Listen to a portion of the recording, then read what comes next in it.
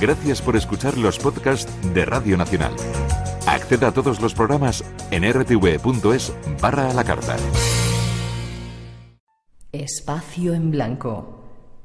En Radio Nacional de España, con Miguel Blanco. 3 y 6, 2 y 6 en las Islas Canarias. Volvemos. El mundo del misterio regresa a Radio Nacional. Los saludos para todos los que estáis conectados ahora en cualquier parte del mundo, desde aquí, desde España.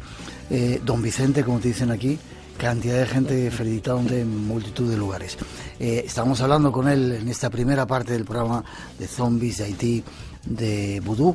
Hay más informaciones que queremos sacar siempre de ese reportaje. Sí. Déjame que te diga una cosa. Estamos hablando de elementos mágicos. Y estaba pensando yo, qué cosa tan sencilla forma un elemento mágico. Por ejemplo, estas 3 velas encendidas que habéis colocado en el estudio, que le dan un ambiente íntimo, mágico, maravilloso, y son simplemente 3 velas. Si los muchos miles de personas que te escuchan cada vez lo hicieran a la luz de una vela, seguramente ese ambiente mágico también se trasladaría a ellos. La magia, la capacidad de imaginar y de sentir profundamente muchas cosas, hay veces que se estimula con algo tan simple, tan sencillo como la luz de una vela.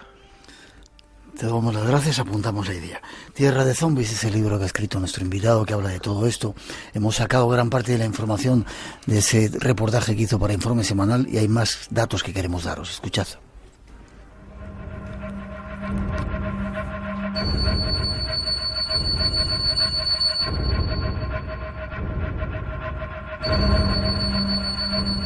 Han existido zombies famosos cuya historia se ha dado a conocer en todo el mundo. Una de ellas es la de Narcís Clairvius.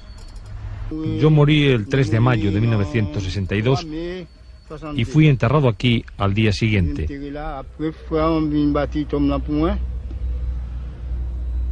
Me metieron aquí debajo y estuve más de 2 días sepultado. Después vinieron a buscarme. Me llamaron. Oí que me decían, levántate. Y yo me levanté y salí de la tumba contestando a los que me llamaban. Estaba muy agitado. Me senté en la tumba y me amarraron los brazos con cuerdas. Después me tuvieron trabajando en una plantación durante 2 años y 9 meses. ¿Cómo era la muerte? Me sentía muy solo. Todos me habían dejado, pero era una soledad muy agradable.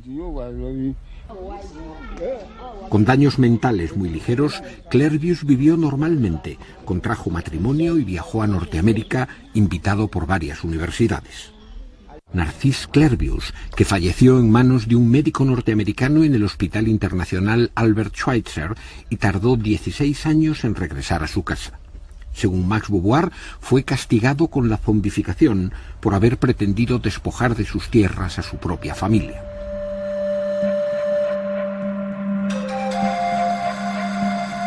Conozcamos esta dramática historia. Esta y otras que tú has vivido. He reconocido la voz de Antonio San José, sí, nuestro compañero. Sí, fue el que hizo el doblaje de Clairvius. Sí. Le mandamos saludos desde aquí. Y preguntan un poco desde Medellín, me parece que es desde Medellín, ¿cuál fue tu reacción al verte por primera vez delante de un zombi? Porque te viste delante de este personaje que había sido zombificado. ¿Cómo reaccionaste? Pues con una enorme curiosidad, ¿no? Soy, como habrán notado todos los oyentes, un escéptico y un agnóstico radical, ¿no? Pero con una enorme curiosidad, porque el caso de Narcís Clairvius lo había contado Weiss en su libro y que dio base a la película de La serpiente y el arco iris. Estaba documentado exhaustivamente y comprobado que era cierto, ¿no? Después, el privilegio de poder hablar con él, quien hace de traductor ahí es el doctor Lamarck Dujon, pues fue realmente toda una experiencia, ¿no? A todas esas experiencias misteriosas les corresponde siempre una anécdota. La anécdota en este caso fue que Clairvaux se había casado con una mujer que aportó una hija al matrimonio. Esa mujer estaba presente en la entrevista y yo le pregunté, ¿no tuvo usted miedo de casarse con un zombi? Y ella respondió, no, porque no me dijo que había sido zombi hasta que ya nos habíamos casado. Vale. Este hombre se recuperó, parece ser, ¿no? Pero tú conociste la historia, que además la cuentas en ese reportaje, y que tiene una historia extraña, una intrahistoria extraña, ¿no? La de una muchacha. Sí. Cuando estábamos en la misión evangelista, donde estaba Tifam, la mujer zombificada que no fue recuperada, de la que hemos hablado antes, encontramos a una chica, una niña de 14 años, llamada Rosemarie Telusma, que había muerto en brazos de su madre y unos meses después había aparecido en la puerta de su casa, llamando a la puerta de su casa con los nudillos, pero carente de voluntad, carente de memoria e incapaz de hablar. Una niña zombificada. Esa niña venía con nosotros, el doctor Lamarck Dujon. Esa niña, llamamos a los padres, vinieron, nos contaron la historia, cómo murió, etcétera. Esa niña zombificada fue llevada a Puerto Príncipe, al hospital psiquiátrico dirigido por el doctor Dujon. Vuelvo a lo de la anécdota que acompaña siempre a los hechos dramáticos. La mandamos en el coche de Televisión Española, acompañada del productor de aquel primer reportaje de Informe Semanal, Fernando González. Fernando nunca me perdonó el haberle hecho pasar una noche durante horas en el coche sentado al lado de la niña zombie. Dijo que era el peor viaje y el mayor miedo que había pasado en toda su vida. Bueno, la niña no pudo ser recuperada. Yo no seguí la historia porque no había ido a hacer ese reportaje, sino otras cosas de tema político. Y a esa niña la encontramos años después, la buscamos y la encontramos otra vez todavía zombificada cuando tenía ya 39 años. Tremendo, ¿no?, encontrarla así. Sí, porque además, detrás de toda la historia de Rosemarie hay una historia realmente de misterio. Rosemarie cambió de nombre. Le pusieron un nombre distinto al suyo. La familia cambió de domicilio, cambió de municipio, se trasladó al norte de la isla, a Cap-Haïtien. Y cuando encontramos a Rosemarie, con 39 años, seguía zombificada, recluida dentro de un habitáculo sin ventanas de 2 metros por 3, hecho con bloques de cemento, con una puerta metálica, con una rejilla, que era su única comunicación con el exterior, cuidada, por decirlo de alguna manera, por su propia familia, pero sin asistencia médica ninguna. Allí estaba Rosemarie.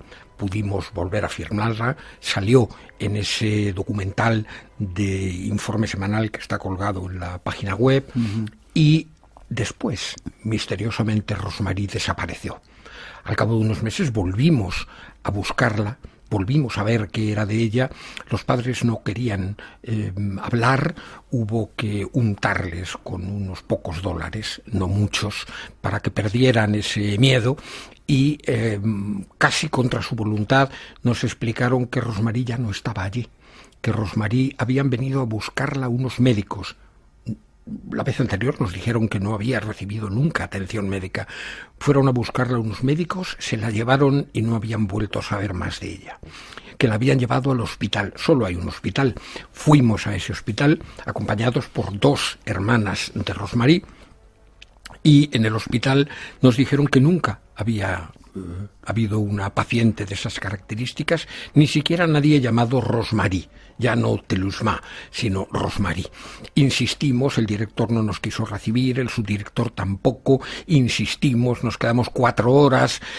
Yo no fue mi hijo Miguel Romero, que insistió hasta conseguir que un médico fuera designado para darnos una explicación por la dirección del hospital. El médico le dijo a Miguel que la niña, ya no niña, esa mujer de 39 años, no tenía dinero para pagar el tratamiento médico necesario y por tanto se la dejó morir. Y después de que falleció fue arrojada a una fosa común de la municipalidad, y que en el hospital no había ni certificado de defunción, ni rastro de su internamiento, ni de su tratamiento frustrado, ni de los reconocimientos médicos, ni del fallecimiento, ni de la salida del hospital. Las 2 hermanas rompieron a llorar al escuchar que Rosmarie había muerto y estaba enterrada, y fue lo último que supimos de Rosmarie, que desapareció misteriosamente para nosotros. No sé qué razón podría haber, pero no llegamos nunca a conocerla.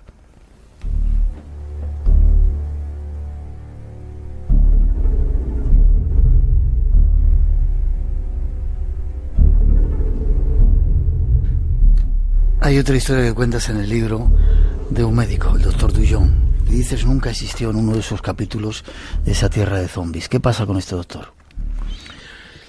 Pues, como creo que hemos dicho antes, Haití es un país donde la verdad no existe.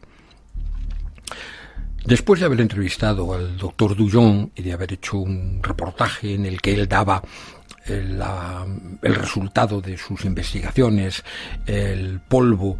Lo vamos a escuchar. ¿Quieres que paremos y lo escuchamos en Sí, sí, vamos a oírlo. Vamos a escucharlo y ahora cuentas la historia.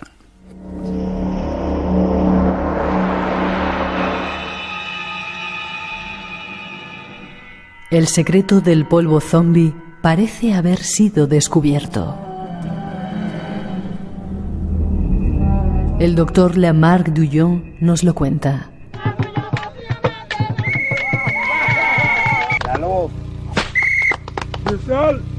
Los procedimientos empleados en la zombificación constituyen uno de los misterios mayores del vudú. La última frontera del conocimiento público está en los rituales de la supuesta resurrección del zombi, cuya simulación, desprovista de sus partes más secretas, fuimos autorizados a filmar años atrás. Sin embargo, los investigadores lograron identificar sustancias venenosas empleadas para inducir un estado cataléptico o de muerte aparente y que causa daños en las zonas del cerebro que controlan el lenguaje, la memoria y la voluntad. La tetradontoxina es el verdadero veneno según los investigadores. Esa tetradontoxina es una toxina o veneno segregado por un animal. Un pez que se encuentra en las Antillas, al igual que en Japón.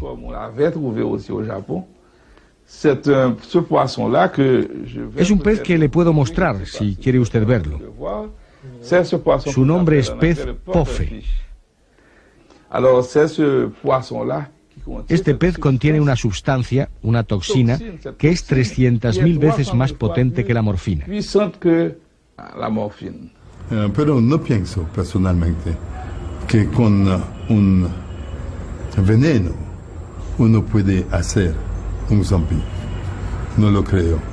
Yo pienso que el zombie es algo totalmente espiritual.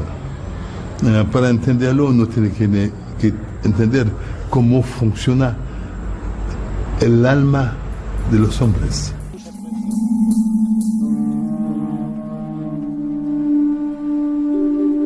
¿Cuál es el secreto de la zombificación? Busquemos más datos. Ahí está sacando siempre testimonios de ese reportaje, el testimonio del doctor Lamarck Dujon y además de Mas Beauvoir, que nos cuentan 2 puntos de vista. Claro. Perdón. No, te iba a decir, ¿el secreto de la zombificación es ese polvo de tetradontoxina o es algo más? Según el doctor Dujon, es esa tetradontoxina que está en ese pez globo, que en Japón se considera un manjar y que los cocineros tienen que tener un cuidado enorme en separar las partes tóxicas del pez. Esa tetradontoxina se mezcla además, cada maestrillo tiene su librillo, cada bocor tiene su receta, con distintas toxinas de origen vegetal, que inducen a esa anestesia profunda que es la zombificación. Max Beauvoir, cuya voz hemos vuelto a escuchar después de la de Dujon, Max Beauvoir hablaba 4 idiomas, entre ellos el español, por eso lo hemos podido escuchar directamente en castellano. Max decía que hace falta conocer el alma humana. El alma humana, para las creencias buduistas, se compone de 2 partes: el Grand Bon-Ange, el gran ángel bueno, y el Petit Bon-Ange, el pequeño ángel bueno, ¿no? Entonces, separándolos y aislando uno de ellos, es como se consigue quitar esa parte de memoria, de conocimiento, de voluntad de una persona, y se le zombifica según las creencias religiosas, aparte de las científicas que aportaba el doctor Dujon. ¿Y qué pasó con el doctor Dujon? Bueno, el doctor Dujon es una de esas historias difíciles de contar, difíciles cuando se ve la realidad, pues eso, desde un punto de vista materialista, ¿no? Pero, a ver, las historias están ahí. Después de haber hecho la entrevista que hemos escuchado con el doctor Dujon, de que el doctor Dujon tratará de recuperar a Rosemarie, de que Max Beauvoir hiciera una ceremonia secreta de deszombificación, que gracias a nuestra intermediación Max Beauvoir autorizara a que el doctor Dujon asistiera a esa ceremonia, que empezó a producir efectos pero no terminó de conseguirlos. Después de haber investigado muchos otros casos y muchos otros mecanismos de los rituales vudú, años después volvimos con un equipo de Televisión Española, con el cámara Evaristo Canete, y a otra cosa, concretamente a hacer un retrato de la miseria y del terrible futuro de los niños en los países más pobres. Al ser el más pobre de toda América Latina, Haití, pues fuimos a Haití. Y volvimos al Hospital Psiquiátrico de Puerto Príncipe, que había dirigido el doctor Dujon, a buscarlo. Y gran sorpresa, nunca había habido un doctor Dujon en el hospital. Preguntamos, nadie conocía al doctor Dujon. ¿Qué me dices? Fuimos hasta el archivo, donde estaban las fotografías de los distintos directores que había tenido el hospital. El doctor Dujon no ha existido. El jefe del archivo nos decía: mire usted, yo puedo... el archivo era un desastre, claro. Estaba los legajos amontonados por los suelos, estaba sin informatizar, típico de un país atrasado y sin recursos. Pero el responsable de aquel archivo decía: mire, yo me puedo olvidar de un paciente, es lógico, con esta situación de desorden que tenemos. Puedo no acordarme bien de un médico si ha estado poco tiempo, pero del director del hospital, ¿cómo me voy a olvidar? Aquí no ha habido nunca ningún doctor Dujon. Bueno, nos marchamos. Yo reconocía perfectamente todas las estancias del hospital. Y me ¿Habías estado con él? Claro, donde había estado con él y donde lo había entrevistado. Nos marchábamos y al subir en el coche se acercó un empleado del hospital y nos dijo, al pasar: busquen ustedes al hermano del doctor Dujon en la Facultad de Sociología. ¿Qué es esto? Nos fuimos a la Facultad de Sociología y preguntamos por el doctor Chavan Dujon, hermano de Lamarck Dujon, que tampoco era un indocumentado culturalmente, era nada menos que catedrático de antroposociología en la Universidad del Estado.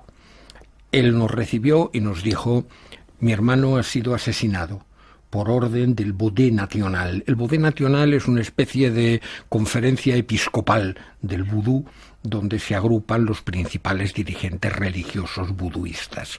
Mi hermano murió en su propio hospital, internado, con una camisa de fuerza puesta y dándose de golpes con la cabeza contra las paredes, porque había ido demasiado lejos en sus investigaciones y el Bode Nacional había ordenado matarle. Evaristo Cañete, viene aquí la anécdota que acompaña siempre a la tragedia. Evaristo Cañete dijo: mira, Vicente, yo ya he visto bastante de esto, me parece que lo mejor es que, como no hemos venido a hacer ese reportaje, te olvides de ello y nos marchemos. Bueno, nos marchamos porque no había forma de hacer otra cosa. Incluso en ese momento Max Beauvoir estaba exiliado en Estados Unidos porque se había recrudecido la persecución contra el vudú y no hubo más que hacer. Nos teníamos que ir a Perú a continuar haciendo lo de la pobreza, la miseria, el triste destino de los niños en América Latina. Había desaparecido. No se nos olvidó nunca. Y años después, todo esto se cuenta en el libro Tierra de Zombies, incluso hay fotografías de todo ello, pues años después volvimos. Y entonces yo quise ir a visitar al doctor Chaban-Dujon, al hermano que me había dicho eso. Y me lo encontré muy mayor, mentalmente muy disminuido, completamente ausente, prácticamente incapaz de hablar, al cuidado de su mujer. Y la mujer me dijo: no, esto es un malentendido. Nunca hemos creído que Lamarck fuera condenado a muerte ni asesinado. Lamarck murió de una infección respiratoria en su cama y todo eso. Yo no sé de dónde lo habrá sacado usted. Bueno, pues sí, se rumoreó que había algo, pero oiga, me lo dijo el doctor Chaban. No, eso es un malentendido, como han hablado ustedes en francés y su francés no es muy allá, pues a lo mejor lo ha entendido usted mal. Y ahí quedó la cosa. Chaban-Dujon afirmaba claramente que su hermano había sido asesinado. Después resulta que no. Entonces fuimos al hospital. Buenas, que la última vez que estuvimos... no, esto es un malentendido. El doctor Dujon ha sido director de este hospital durante muchos años y tenemos todos los datos y todos los empleados nos acordamos de él. Claro que sí, ¿no? ¿Cómo le han podido a usted decir eso? Habrá sido un malentendido. Ya son muchos malos entendidos, oiga. Bueno, vamos a ver. Aquí estuvo internada esta chica Rosemary Telusma. Sí. Estuvo internada y fue paciente de Dujon. Había cambiado, ya no había esa represión contra el vudú, ya se admitía que ahí se habían hecho estudios de zombies. El propio director del hospital nos contó que seguía habiendo casos de zombificaciones. El propio director del hospital fue quien nos dio la dirección de la familia Telusma y pudimos localizar, gracias a ello, a Rosemary, como he contado antes, en la localidad norte, en el extremo norte, en Cap-Haïtien, en el extremo norte de la isla. La historia había cambiado otra vez radicalmente. Son esos elementos mágicos de esa realidad maravillosa que decía Alejo Carpentier.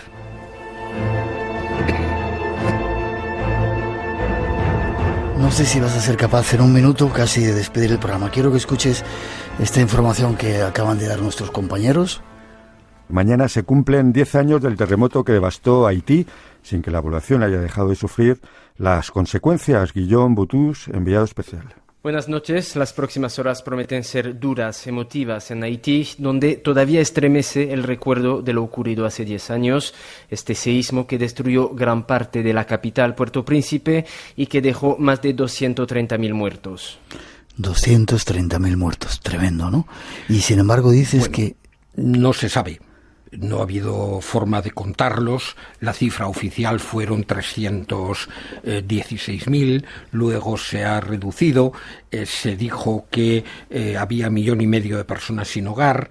No se sabe cuántas continúan sin hogar. Sí se sabe que hay 1 millón de personas amenazadas por el hambre más que hace un año y que hay 3.700.000 personas. Cálculos, estimaciones, nunca pueden ser cifras correctas porque no existen los datos censales necesarios, pero que hay más de 3.700.000 personas en inseguridad alimentaria, según Naciones Unidas, y que hay un estado de caos generalizado en el país. Haití sigue siendo un desastre social y una tierra atormentada. Radio Nacional de España se mueve contigo. Adelanté a montones de coches con mi pequeño Panda. Llegué al primer semáforo de la ciudad que estaba Ramón en rojo, Arangüena. y lo salté. Cómo Luego me sobrevivir encontré al otro, periodismo intenté adelantar a los y coches, pero fracasar en el intento. Señor periodista Ramón Arangüena, usted es un exagerado y un mentiroso. Ese día Y a mí, decidí dejar a mí, el periódico. A mí me van a caer 20 años de cárcel, pero aquí dicen mis Ramón compañeros Arangüena, que- por increíble que parezca. Espero que no seas tan cagado como el último que vino hace un mes. Escucha la temporada completa en Solo en Podcast, en rne.es y en nuestra aplicación. Nunca pensé en dedicarme al periodismo, y así me ha ido. Y recuerda, Futuro Abierto, los domingos a las 6 de la madrugada. Radio Nacional de España.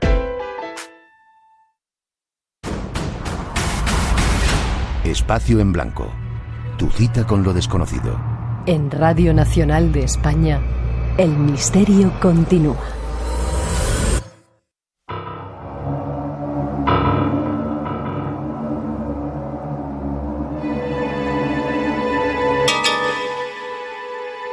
Y seguimos buceando en la historia, tratando de ir a las fuentes originales, como hace nuestro compañero, escudriñando esas fuentes para buscar historias sorprendentes que no conocemos. Fermín Mayorga vuelve a estar con nosotros. Buenas noches, Fermín. Muy buenas noches, Miguel. Siempre me pregunto eso, ¿cómo encuentras tantos temas? Pero me dices, ¿estás mucho en los archivos? Sí, un día a la semana al menos, mi día libre, me voy para allá y allí estoy prácticamente 10, 11 horas buceando, sacando aquellos temas que realmente me interesan, etcétera, ¿no? Y bueno, pues la verdad es que me lo paso bastante bien. Lógicamente tienes que saber paleografía para poder entender la letra del siglo XV, XVI, etcétera, etcétera. Ah. Y bueno, la verdad es que vale la pena estar ahí. ¿Puede cualquiera hacerlo? ¿Hace falta o ser un investigador como tú o...? No, hombre, simplemente con que tengas un carnet de identidad, sí, ya con eso te vale para entrar. Luego, lógicamente, tienes que saber paleografía, porque si no, no vas a poder entender la letra del siglo XV, XVI, XVII, ¿no? Uh-huh. Y claro, para eso pues hay que practicar mucho y ver mucho legajo, mucho manuscrito, para encontrarte pues estas joyas, ¿no? Como las que vamos a contar aquí hoy. Tiene que ver con los muertos vivientes. Preparaos.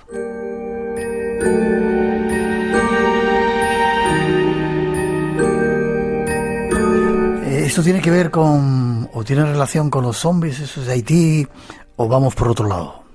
Hombre, el mundo de los zombies de Haití es algo que no guarda relación con estos zombies reales, porque el zombie de Haití no es un zombie real, sino que es un zombie predispuesto, ¿no? Por determinados sacerdotes, determinados gurús de grupos, de sectas, digamos, que le dan determinadas sustancia como la tetrodoxina, ¿no? Y eso hace que precisamente, bueno, pues bloquee muchas terminaciones nerviosas de la persona que la toma, y a partir de ahí, bueno, pues parece que sufre un estado de muerte aparente la víctima, ¿no? Pero en definitiva es alguien que ha sido condenado a estar así porque le han dado determinadas sustancias. No es un zombie real, no es un zombie realmente que haya resucitado, que haya salido de la tumba y se haya puesto en pie y haya comenzado a andar y haya salido la gente despavorida, porque lo primero que piensa y ve es eso, que lo que tiene ante sus ojos es un Nosferatu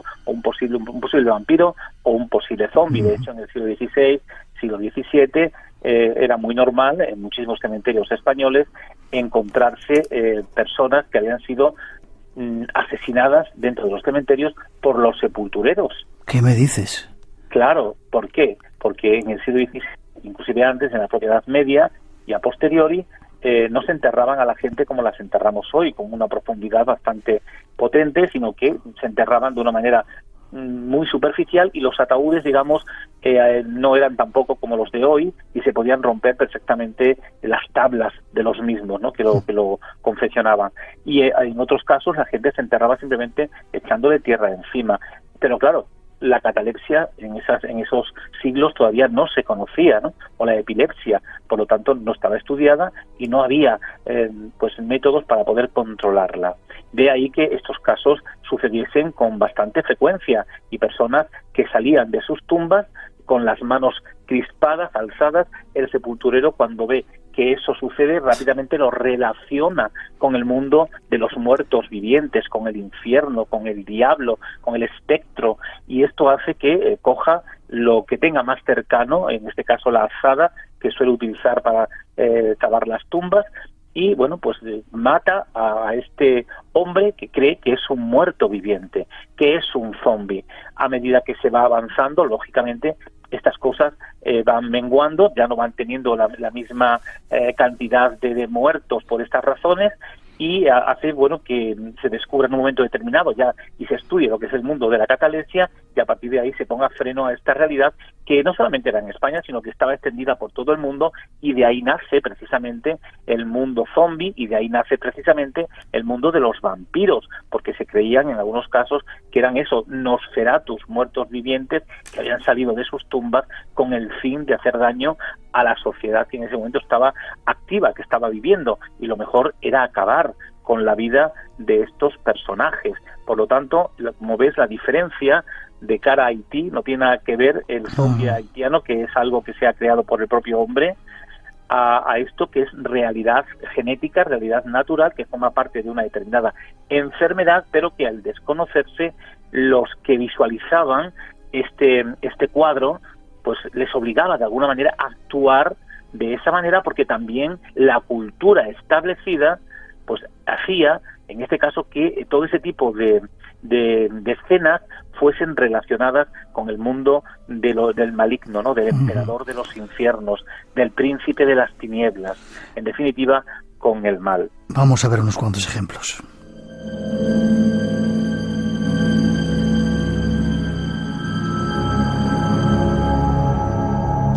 En una copia de un periódico, creo que hay un caso, una muerta que resucita y pide un bistec en Casabermeja.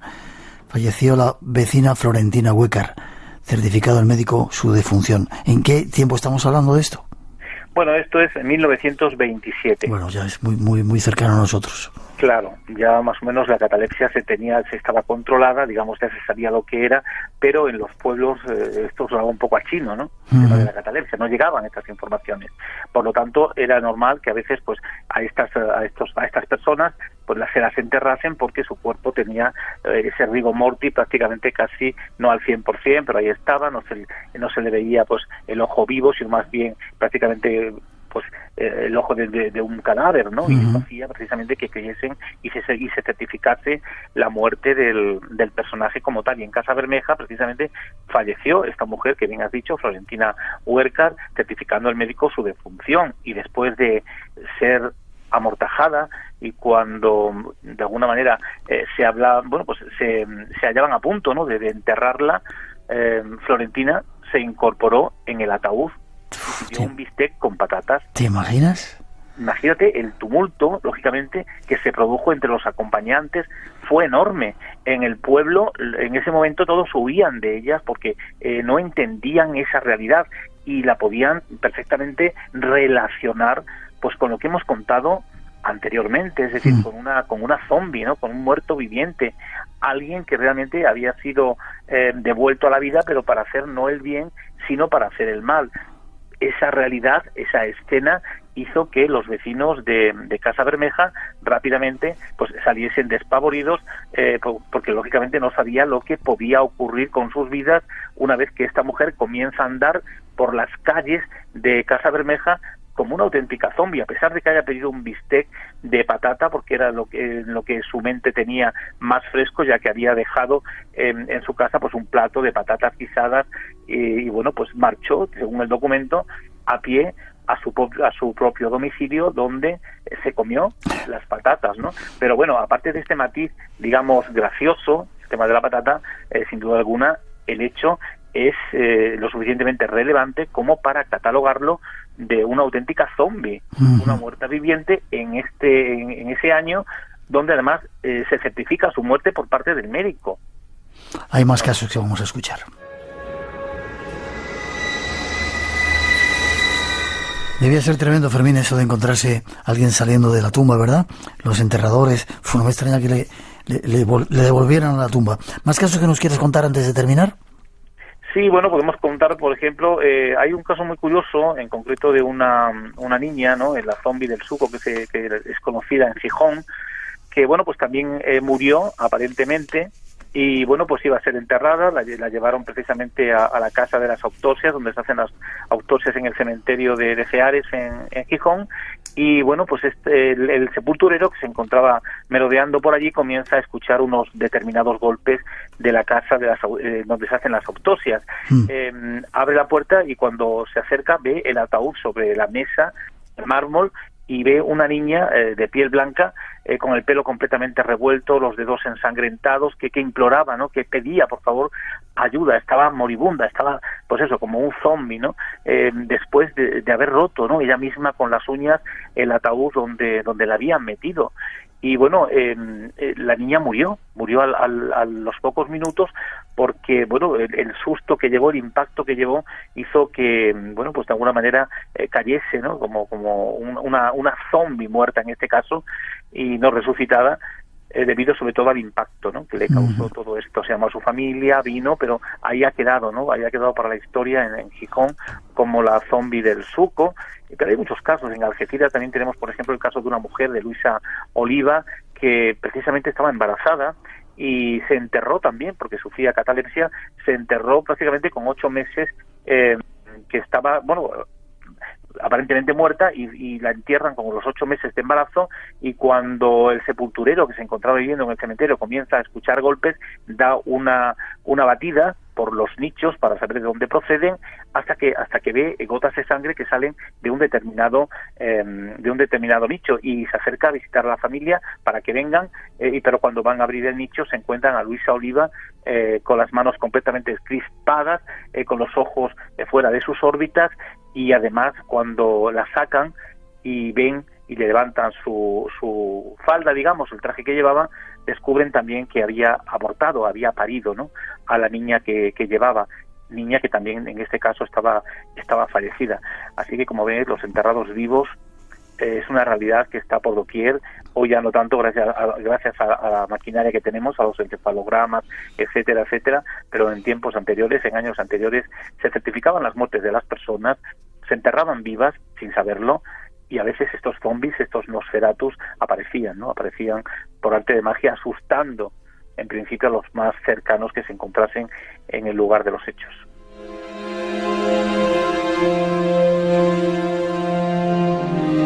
Esos son los casos. El último, tengo aquí un dato, dice una anciana se sentó encima de una sepultura y el muerto sacó la mano y le agarró la natura. ¿Eso qué es? Bueno, es un caso también, es un caso también de lo mismo, ¿no? Y en bueno, fue eso, alguien que se sienta en la sepultura de una persona que estaba enterrada. No era una sepultura de lápida, sino que era en tierra, sí. Y al final, bueno, pues la persona que estaba sentada comienza a ver que la tierra se comienza a mover, y la persona que está saliendo, bueno, pues en vez de poner la mano en el aire, lo primero que agarra es la natura de la mujer. ¿Qué es la natura, perdóname? ¿La parte sexual? La parte sexual. Vale. La mujer dio un grito, allí se horrorizó todo el cementerio, en este caso las personas que estuviesen, y a partir de ahí, pues imagínate lo que pudo ocurrir, ¿no? Menos mal que nos hemos librado de todos estos casos gracias a los avances de la ciencia, pero qué cantidad de personas han podido caer en esta historia, ¿verdad? Hay muchísimas, hay cientos y cientos, y además aquí en España perfectamente buscados, documentados, ¿no? Encontrados sobre todo en la prensa, ¿no?, en las hemerotecas de prensa. Uh-huh. Fermín Mayorga, nuestro buceador en los orígenes de la historia. ¿Forma de contacto contigo? Bueno, pues a través del blog del Hereje, a través del canal de YouTube, Crónicas de Chimenea, y a través de mi Facebook, Fermín Mayorga, o bien también a través de Instagram, donde también me pueden encontrar, etcétera. Un placer que estés con nosotros en el programa, contándonos, recuperando esta serie de historias. Te deseo lo mejor, feliz verano, seguimos juntos. Feliz verano. Gracias, un abrazo. Adiós.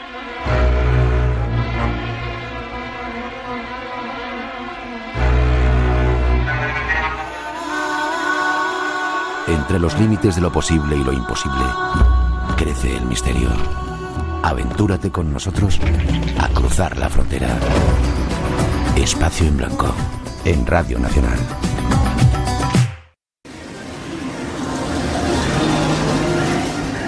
Un saludo a lo del equipo en blanco desde un pachinko en Shibuya, Tokio.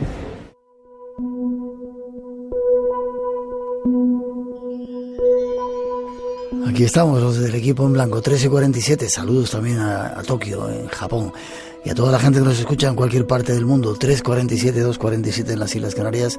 Seguimos adelante esta noche lleno de muertos vivientes y de zombies. Pero ahora llega una información que tiene que ver con rescatar parte de la historia. Ya veréis qué interesante.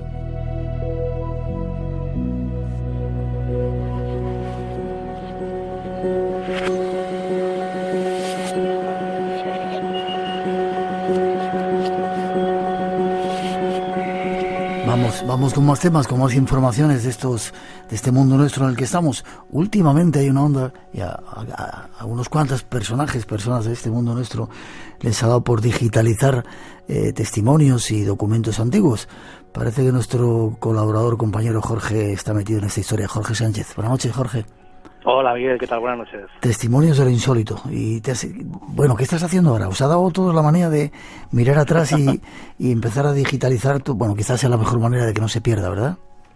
Claro, es una manera, pues como decíamos, ¿no? Hace poquito, compañeros Javier Sierra y Manuel Carballal, que colaboraron, ¿no?, también en la difusión de esta iniciativa, de rescatar esa parte primigenia, ¿no?, de esos boletines que se hacían en España en la década de los 80, como cuadernos de ufología, o como ese caso que nos ocupaba hoy, Miguel, que es el boletín Búsqueda, ¿no?, que se hacía como en poquitos medios, de una manera muy altruista, por parte de José María Semitiel, marido ya de nuestra querida Próspera Muñoz. Y fíjate, un boletín donde empezaban a escribir pues estos mismos compañeros, ¿no? Sierra, Carballal, José Guijarro, José Ruesga, que muchos, los primigenios, ¿no?, pasaron por allí. Y me lo comentaba Manuel, ¿no? Manu me decía, fíjate qué ufología más diferente se hacía entonces, ¿no? Porque cuando tenías que entrevistarte con un testigo, pues hacías 18 o 20 horas de coche, lo que hiciera falta, pero cuando tenías que hablar por teléfono, fíjate, Miguel, qué dato más tonto, pero qué curioso, había que poner una conferencia para hablar con... Claro, ¿no? Hablamos de investigación pura y dura, de cuaderno en mano, patear y colocar la carretera, y bueno, o por no hablar de escribirte con un testigo, recibir, esperar unos días a que el correo postal llegara a casa, ese tipo de cosas que nosotros, por suerte o por desgracia, no hemos vivido, pero que según los compañeros Sierra y Carballal, pues evidentemente marcaron a toda una generación, y todo eso quedó allí, Miguel, en el boletín Búsqueda, de una manera a modo delegado, ¿no? José María Semitiel, si nos está escuchando desde el más allá, que estoy seguro de que sí, estará contentísimo, como lo está nuestra querida Peri, ¿no?, Próspera, al saber que hoy en día ya va a ser una realidad el poder descargar los 80 números, Miguel, que fue, como suele decir el refrán, sarna con gusto no pica, pero ahora es casi un trabajo de chinos. La verdad que estoy muy contento, porque si no hubiera sido por la colaboración con compañeros como Moisés Garrido, Claudia Madrid Montezuma, Juan Francisco Valero, y incluso la propia Ana Semitiel, que estuvieron también involucrados en reconstruir de manera frankensteiniana, que se utiliza mucho este término hoy en día, pues porque faltaban números, faltaban viñetas de cómicas, que incluso nuestro querido Javier Sierra, que para quien no lo sepa, dibuja muy muy bien, ya dibujaba, ¿no?, en aquella pensión del OVNI, que decían que era como llamaban a la casa de Próspera Muñoz, porque deambulaban por allí todos, ¿no?, día sí, día también, generando grandes debates allí en casa, ¿no? Y fíjate, ya nadie se acuerda, y esto lo decía Manu, del proyecto que fundó después, con mucho tiempo, unas personas que amaban el trabajo de Andrea Faber-Kaiser, ¿no?, de sus siglas AFK, que era uno de los primeros grupos de investigación ufológica, o de proyecto Diana, que generaron Guijarro y Sierra, que generó además al mismo tiempo, a la redundancia, un boletín, una especie de test psicológico, si quieres verlo así, que había que hacer al testigo, una serie de preguntas, en fin. Pues, pero que se editó. Pues esto, Miguel, fue en agosto del 88. Fíjate si ya ha llovido. Agosto 88, sí. Del 88. Ese fue el número uno, el primer número, que José María incluso incluía en la portada una pequeña declaración de intenciones, ¿no?, de, bueno, pues que esto se hacía, como decía, de manera desinteresada. Y además de artículos de opinión, Miguel, también se incluían pues congresos, cursos, en fin, todo tipo de datos, pues que a los que las revistas ya convencionales de kiosco no alcanzaban a llegar a esa cantidad de información. Decías que ahí comenzaron a escribir Manuel Carballal, Javier Sierra, José Guijarro. ¿Hablaban solamente de ovnis o era abierta a otros misterios de este mundo nuestro? No, el búsqueda trataba todo el tema de la parapsicología o parapsicobiofísica, como decía Argumos y Valdés, ¿no? Y ahí pues se hablaba de muchas cosas, se hablaba de telequinesis, se hablaba de poderes mentales, se hablaba de contacto con otras realidades, en fin, pues como hoy podemos encontrar en revistas especializadas como Año Cero y Más Allá, solo que este boletín, pues como te decía, cubría de una manera muy artesanal, porque fíjate, esto se hacía, esta digitalización que yo he hecho, Miguel, la he hecho con las maquetaciones originales, que era, claro, hablábamos Manu y yo, ¿no?, en privado, en teléfono, y decía, claro, es que esto solamente lo entiende Jorge, aquel, por ejemplo, que le encanta la arqueología y de repente tiene en la mano una espada espartana, ¿no? Es decir, o tocas con tus propias manos una de las pirámides de Egipto, ¿no? Por ejemplo, en tu caso, que has estado ya hace poco. Bueno, pues imagínate, ¿no?, el tener en tus manos las maquetaciones originales del Boletín Búsqueda, pues era un auténtico tesoro, y yo lo tomé como una responsabilidad tremenda. Ahora creo que soy consciente, se lo decía a Manu y a Sierra, de lo que he hecho, ¿no? Que Manu me decía, Jorge, no sé si te has enterado, pero creo que has hecho algo verdaderamente histórico, porque las generaciones futuras de investigadores podrán tener acceso con un clic, ahora sí, porque ese término sabes que es un poco dañino, acceso a información que no encontramos en Internet. En Internet no está todo, evidentemente. Y además, fíjate qué curioso, el Boletín Búsqueda se editaba en un formato muy raro para la época, que era en A3, era un pedazo de periódico tremendo que llegó incluso a cruzar el charco, Miguel. Esto llegó incluso a Raúl Núñez, compañero, ¿no?, de allí de Chile, sí. Que incluso pues también colaboraban de manera desinteresada en el boletín.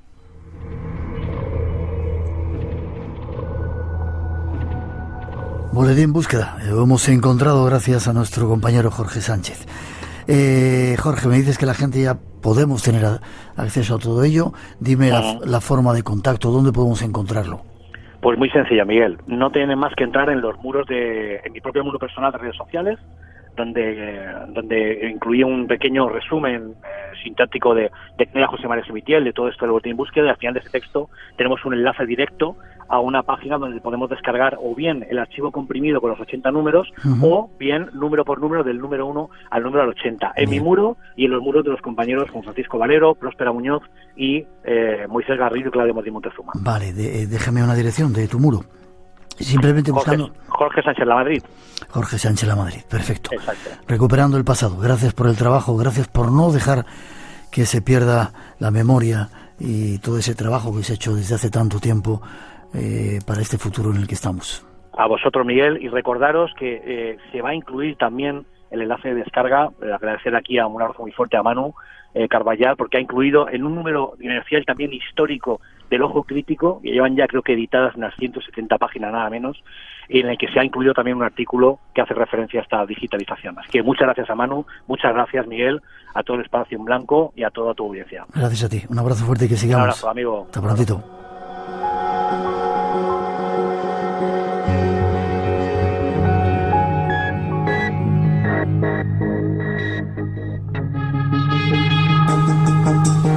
Tierra de zombies, muertos vivientes, de todo hemos tenido esta noche. Buenas noches, Rosa. Hola, buenas noches, Miguel. Rosa Rodríguez. ¿Qué tal? Hoy está tranquila el teléfono, ¿no? Quizá porque cuando hay un tema así como... Se nos han zombificado. Sí. Sí. Bueno. Les ha soplado los polvos zombies y se han quedado todos petrificados escuchando el programa, y a Vicente Romero, que nos ha tenido hipnotizados, sí, escuchando esos relatos. Fantásticos de toda su trayectoria. Qué bien, nos escuchan, hemos tenido contactos de muchas partes del mundo. Nos han mandado, sí, es curioso porque hoy tenemos muchísimos saludos desde América Latina. Fíjate, nos saludan desde Uruguay, desde Venezuela, desde Quito en Ecuador, Caracas, Colombia, estoy leyendo, desde México, Colombia, Guatemala, en Antigua, en fin. Se nos sale un oyente perdido que está en la isla de Honshu, en Kioto, en Japón. Se ha escapado de América y se ha ido a Asia. Y luego nos han mandado unos mensajes muy bonitos. Mira, se nos vuelven poetas escuchando el programa y nos dicen: solo cuando el túnel se encuentra en la más absoluta oscuridad es cuando de repente aparece espacio en blanco para devolver otra vez la luz a nuestros misterios. Qué bonito, qué bonito. Luego nos mandan saludos desde la unidad de trasplante renal del Hospital de Cruces de Bilbao y nos dan las gracias por estar aquí. Y luego tenemos un saludo también muy amable de Gabriela y Florencia, que son dos amigas argentinas que se juntan para escuchar la radio. Qué bonito. Y para toda la gente que está trabajando ahora y gente que está enferma, cuando uno está en un hospital se acuerda mucho de eso. Saludos desde el Espacio en Blanco. ¿Ganadores? Tenemos a María Sendra de Barcelona, Ana María Méndez de Punta Umbría en Huelva, Jesús Romero, Santa Cruz de Tenerife, Sofía Balaguer, que está en Manises, Valencia, y Roberto Sanchís desde Córdoba. Ya sabéis que tenéis que mandarnos vuestra dirección postal al correo electrónico del programa, espacioenblanco@rtve.es, y os mandamos el libro cuanto antes. Vale. Buena semana. Me han dicho que no puedo contar ningún plan, o sea que me quedo callado, no puedo decir nada de los nuevos Vamos a mantener un poco el misterio. Vale. Feliz semana. Hasta la semana que viene.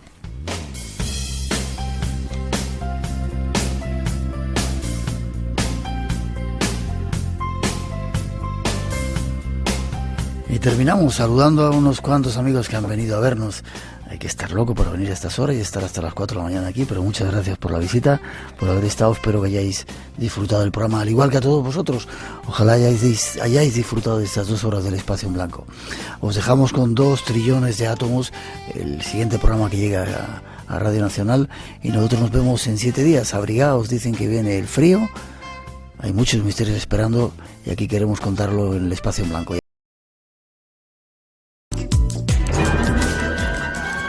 Por hoy terminamos. Recuerda que tienes una cita con el misterio, aquí en Radio Nacional.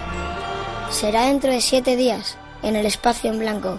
Hasta entonces, feliz semana.